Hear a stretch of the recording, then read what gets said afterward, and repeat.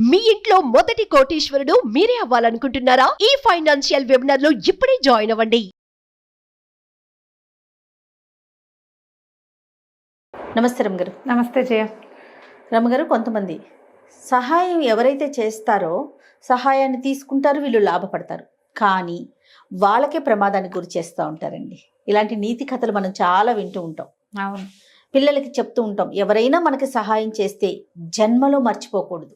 అదే ఆ సహాయాన్ని మనం ఏ పరిస్థితుల్లో ఉన్నా, ఎక్కడున్నా నీకు సహాయం చేసిన వాడిని మాత్రం గుర్తుంచుకోవాలి. ఇలాంటి నీతి కథ ఏదన్నా చెప్పండి రమగారు. చెప్దాం. కృతజ్ఞత చాలా చెడ్డది జయ. నరకంలో కూడా దానికి పెద్ద శిక్షలు ఉంటాయి. ఎన్నిసార్లు కుక్కల్లాగా పుడతారట వాళ్ళు కృతజ్ఞులు. ఆ, అంటే మనకు సహాయం చేసిన వాళ్ళకి గనక మనం ఏదన్నా ఇబ్బంది కలిగితే, నీకు సహాయం చేసిన వాడి పేరు చెప్పకపోయినా పర్వాలేదు, వాళ్ళు సహాయం చేశారు అని కొంతమంది చెప్పుకుంటారు, కొంతమంది చెప్పకపోయినా పర్వాలేదు, కానీ నీకు సహాయం చేసిన వాడి పట్ల ద్రోహం తలపెట్టేవా నువ్వు, అంతే. ఇక అంతే కదా. చెప్పరా అని నరకాలు వస్తాయి వాళ్ళకి. కొన్ని వందల జన్మలు కుక్కలుగాను, నక్కలుగాను, పిల్లులుగాను, పందికొక్కులుగాను అలా పుడతారు.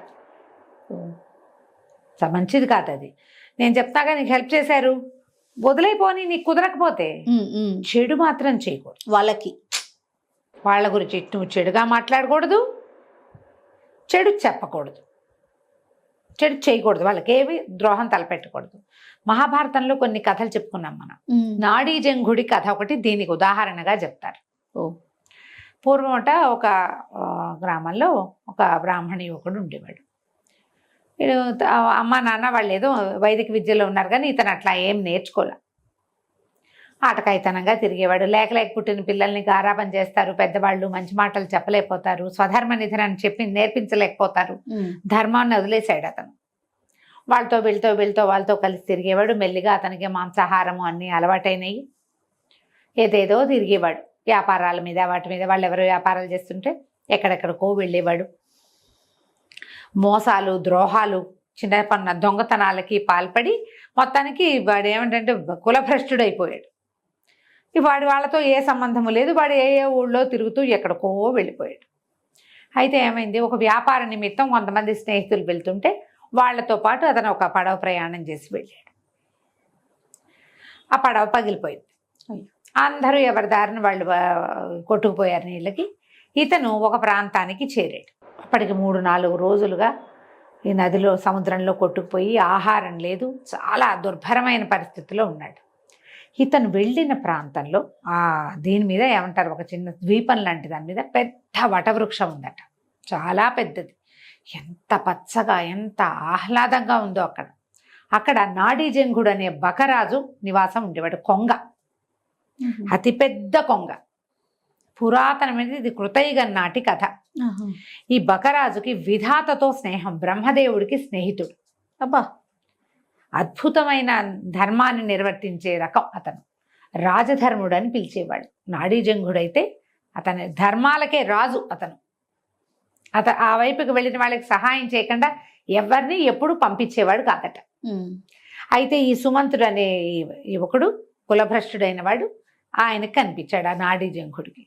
అతను, అయ్యో ఇంత అలసిపోయావు నాయన, బ్రాహ్మణని తెలుసుకుని, నీకు కులభ్రష్టుడైన బ్రాహ్మణ తేజస్సు ఏదో కనపడుతుంది, జంధ్యం ఉంది. పేరు అడిగేటప్పుడు ఇప్పటిలాగా మనం ఏ ఊరు అడుగుతాం, కానీ కులాలు అడగటం ఈనాటి పద్ధతి కాదు. పాత రోజుల్లో అడిగేవాళ్ళు, ఏ జాతికి చెందిన వాళ్ళు అని అడిగితే వీళ్ళు మన గోత్రనామాదులు చెప్పుకోవటం ఒక పద్ధతి. గోత్రనామం వినంగానే బ్రాహ్మణ యువకుడని తెలుస్తుంది కదా. ఆయన తీసుకొచ్చి తన పెద్ద రెక్కలతోటి బాగా విసిరి అతని శ్రమ అంతా పోగొట్టి చక్కటి పళ్ళు గిళ్ళు ఆహారంగా ఇచ్చి సంతోషంగా తన దగ్గర అట్టు పెట్టుకుని రాత్రి ఉంచుకున్నాడు. మర్నాడు పొద్దున ఏమన్నాడంటే, నాయనా, నేను నీకు ఆహారాన్ని ఇవ్వగలిగా, అలసట తీర్చగలిగాను. బాగా ముందుకు నడిచి వెళ్తే మధువ్రజం అనే ఒక పట్టణం ఉంది. దాని రాజైన విరూపాక్షుడు రాక్షసుడు, కానీ నాకు అత్యంత ప్రీతిపాత్రమైన స్నేహితుడు. అతనికి బ్రాహ్మణ భక్తి ఎక్కువ, బ్రహ్మదేవుని పూజిస్తాడు. నువ్వు అక్కడికి వెళ్తే నీకు కావలసిన ధన సహాయం చేస్తాడు. అది తీసుకుని ఇంటికి వెళ్ళి నీ జీవితాన్ని నువ్వు గడుపుకుందువు కానీ, ఓకే అని చెప్పేసరికల్లా ఈ సుమంతుడు సరేనని ఆ మధువ్రజానికి వెళ్ళాడు. వెళ్తే రాక్షసులు నాడీ జంఘుడి దగ్గర నుంచి వచ్చాడని ఈ సైనికులు వాళ్ళు తీసుకుపోయి రాజుగారి దగ్గర ప్రవేశపెట్టారు. అతను మహాధర్మపరుడు, ఆ విరూపాక్షుడు దానపరుడు, వ్యక్తిని చూడంగానే గుర్తుపట్టే రకం వాడు. నాడీజంగుడు మనుషుల్ని మాత్రమే గుర్తిస్తాడు. వాడి కులభ్రష్టత్వము, వాడి దుర్మార్గత్వము నాడీజంగుడికి అక్కర్లా, అంత అద్భుతమైన వాడు. ఇతను అట్లాంటి వాడు కాదు. ఈయనకి దానపరుడు ధర్మపరుడే, కానీ వ్యక్తుల్లో ఉన్న ఆ దుర్బుద్ధుల్ని వాటిని ఇతను కనిపెట్టగలడు. ఈయనకి నచ్చల అతను. వీడు కులభ్రష్టుడని, పద్ధతి లేనివాడని, సరిగ్గా లేడని ఆయనకు అర్థమైంది. అర్థమైనా కూడా నాడీజంగుడు పంపించాడు. రాజధర్ముడు ఊరికే పంపడు కాబట్టి ఏదైనా ఇవ్వాలని భావించి ఏం చేశాడు, కొంత ధనము అవి ఇప్పించాడు. ఆ పూట ఏదో చిన్న ఆతిథ్యం అన్యమనస్కంగానే, ఆసక్తితోటి బ్రాహ్మణ సేవా నిరతితోటి చెయ్యాల.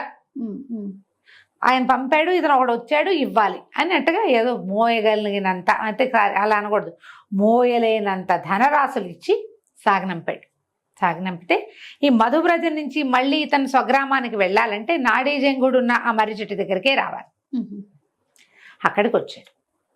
వస్తే అక్కడ వాళ్ళు ఏదో ఆహారం అది శుభ్రంగా తిన్నాడు, వచ్చాడు. అక్కడికి వచ్చిన తర్వాత ఈయన కూడా నాడీజంగుడు కూడా అతన్ని ఆదరించాడు. ఈ రాత్రికి నిద్ర చేసి రేపు వెళ్ళొచ్చు అని. ఇతను ఏమనుకున్నాడు, ఇక్కడి నుంచి నేను ప్రయాణం ఏ విధంగా చేసినా నా 5-6 రోజులు పడుతుంది. ఆహారం దొరుకుతుందో దొరకదో. ఈ కొంగ మంచి బలంగా ఉంది, ఓకే, కండబట్టి ఉంది కదా, కొంగను చంపేసి మాంసం పట్టుకెళ్దాం అనుకున్నాడు. చూసారా, తనకి ముందు 2 రోజుల ముందు సచ్చేందుకు సిద్ధంగా ఉన్న తనకి ఆహారం పెట్టి, రెక్కలతో వీవన విసిరి, పళ్ళు పెట్టి పడుకోబెట్టి, మనిషిని చేసి నిన్ను బతికించి నీకు ధనం సంపాదించుకునే మార్గం చెప్పిన వాడిని నువ్వేం చేయాలి? కొంగని కొంగగానే చూశాడు. ఏం చేశాడు, చంపేశాడు.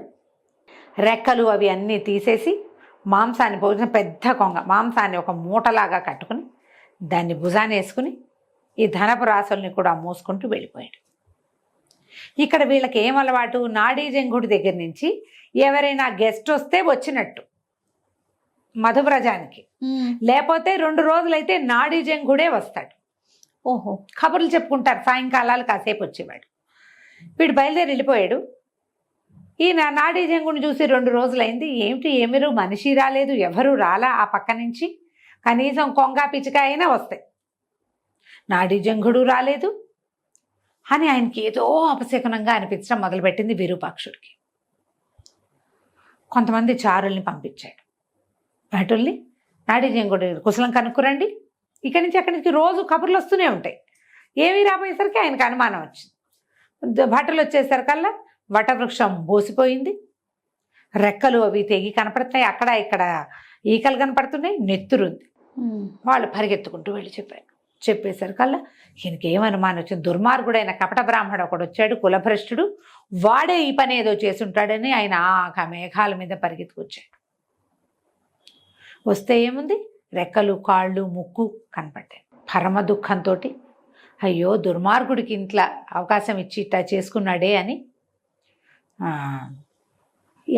వాటిని దహనం చేశారు, ఆ కనపడ్డ వాటిని. ఈ బ్రాహ్మడు ఏ దారిని వెళ్ళాడో వాడిని పట్టుకురండి అన్నారు. ఇంతలో బ్రహ్మదేవుడికి ఈ కబురు వెళ్ళింది. స్నేహితుడు కదా వాళ్ళిద్దరు మాట్లాడుకుంటారు ఎప్పుడు. వాడిని పట్టుకొచ్చేసారు సుమంత్రుడు, సైనికులు వెళ్ళి పట్టుకొస్తే ఈయన ఏమన్నాడంటే, వీడిని చంపి ఆహారంగా తినండి అని భటులకు చెప్పాడట విరూపాక్షుడు రాక్షసులకి. రాక్షసులు నరమాంసం తింటారు కదా, చీచి వీడు కృతజ్ఞుడు, వీడి మాంసాన్ని మేము తినమన్నారు వాళ్ళు. కృతజ్ఞుడైన వాడి మాంసాన్ని నరమాంస భక్షకులు కూడా తినరు ఆ కాలం. అది ముక్కలుగా తరిగి కుక్కలకు ఆహారంగా వేయమంటే కృతజ్ఞుడి మాంసాన్ని కుక్క కూడా ముట్టదు, కుక్కలు కూడా తినలేదట. ముక్క చెక్క తరిగేశారు, తరిగి మాంసాన్ని విసిరేస్తే కుక్కలు కూడా ముట్టుకోలేదు. వీడు కృతజ్ఞుడు, వీడి మాంసం బాగుండదు, చెడు వాసన వస్తుంది, వాడు కృతజ్ఞత అందులోంచి బయటకు వస్తుంది. కుక్కలు విశ్వాసం గల జంతువులు కాదు, మరి అవి తినవట. ఇంతలో విధాత బ్రహ్మదేవుడు వచ్చి ఈ నాడీజంగుడి ఇది చూసుకుని వాడి దగ్గర మాంసం కూడా దొరికింది, దాంతో దహనం చేశారు. ఆయన ఆ దహనం అయిపోయిన దాని మీద అమృత వర్షం కురిపించి నాడీజంగుడిని బతికించాడు.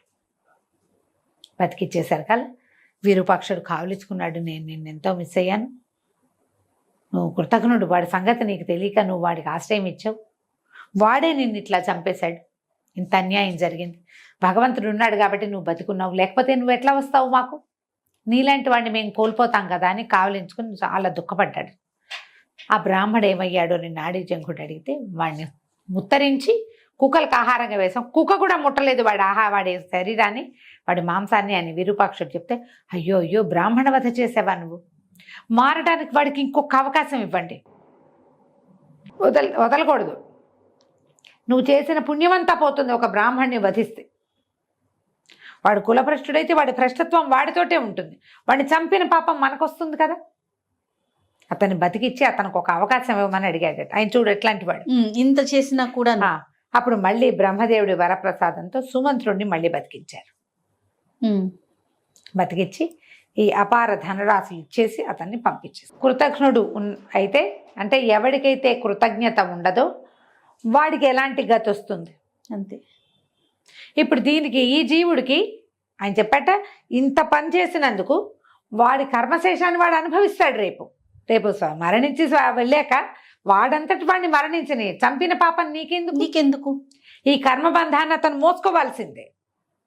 అతను చేసిన చాలా రకాల దుష్కర్మలు, కులభ్రష్టత్వము, స్వధర్మ నిధనం చేయకపోవటము తో పాటు వాటన్నిటితో పాటుగా నాడీజంగుణ్ణి సంహరించింది, ఆ పాపాన్ని కూడా వాడు మోసుకుంటాడు. కానీ వాడిని చంపిన పాపాన్ని నువ్వు మోయొద్దు అని చెప్పి అతన్ని బతికించి కాలక్రమం ఏ రకంగా అయితే అది అయిపోతుంది అని చెప్పి డబ్బిచ్చి పంపించేశాను. ఇలాంటి కథలు మహాభారతంలో ఎన్ని ఉంటాయో జయ. ఎంత బాగుంది రమ్మగారు కదా, చాలా విశేషమైన కథ. ఎప్పుడూ కూడా మనుషుల బేసిక్ ధర్మం ఏంటంటే కృతజ్ఞత. అది లేకపోతే మనిషి కాదు, అంతే.